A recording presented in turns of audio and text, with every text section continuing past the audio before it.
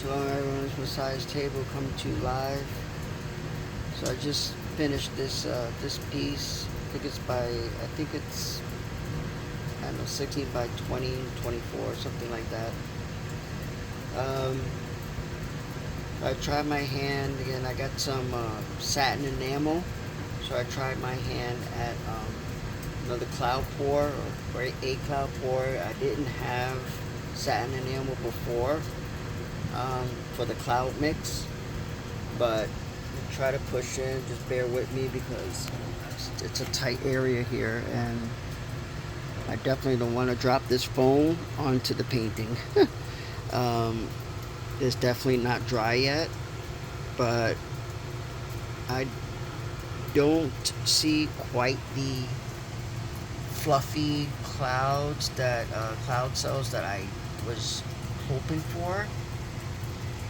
But I love this right here. I love all of that going on here. It's just I use a dotting tool a little bit. So with a cloud pourer, those of you who pour paint, who know about what goes into that, is actually three parts. It's if you're using a base coat and prep the canvas, use the base coat, pour the base coat on, and then mix your colors, and then mix the cloud mix. Prepare the cloud mix. Now, what I think I did wrong was put the cloud mix after all the colors, and then I did a flip cup pour, but I think you're supposed to sandwich the cloud mix in between the colors, and I didn't do that. So I don't know if that has anything to do with it, or I just need to play around more with the ratios regarding the satin enamel and Floetrol and all of that. But I played around with it a little bit. After I poured everything on and started tilting it and stretching it, I waited about 20 minutes to see if more cells were going to form.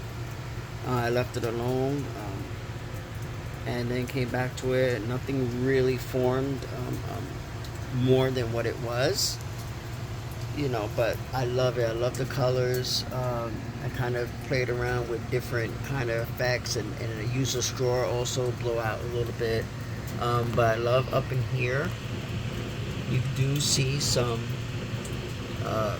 little cloud cells, so overall, it's a good piece. I'm not totally disappointed, but again, I was just hoping to get more of those fluffier cloud cells, but I do love it. I love the colors. Again, it just reminds me of a little bit of outer space.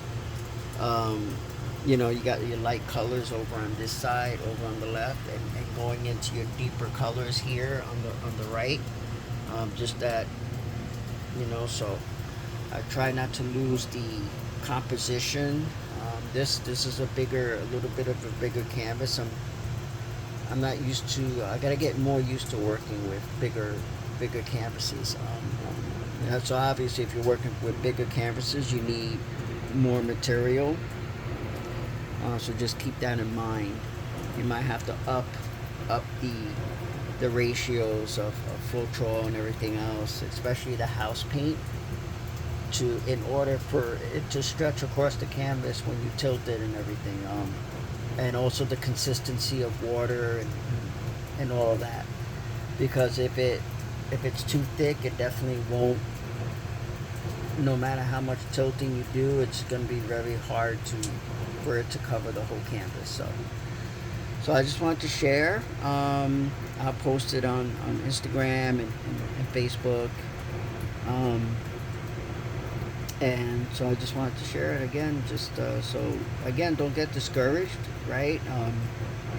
I was hoping for fluffier cloud cells. I still have to research and trial and error, and make mistakes, but this one's definitely, I love it. I love it regardless of not getting the fluffy cloud cells that I wanted, but there are definitely some cloud cells in there.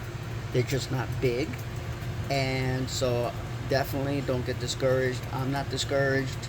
I'm gonna keep at it, and you won't know.